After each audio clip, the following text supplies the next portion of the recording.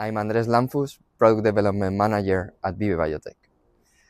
Lentiviral vectors are essential for gene and cell therapies, and scaling these programs toward clinical development and commercialization requires manufacturing platforms that are robust, predictable, and cost-efficient.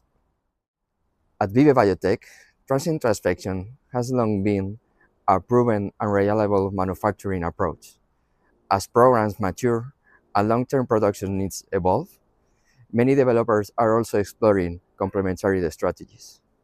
That's why we are excited to introduce EvoLVcell, our new stable producer cell line generation platform designed to build on our existing capabilities and expand the manufacturing options available to our partners.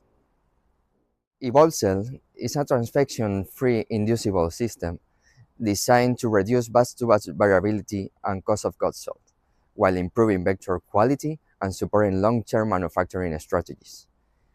By directly integrating the therapeutic transgene into the fully characterized packaging cell line, the platform simplifies cell line generation, reduces risk, and enables delivery of a cell line prototype in approximately 3 months.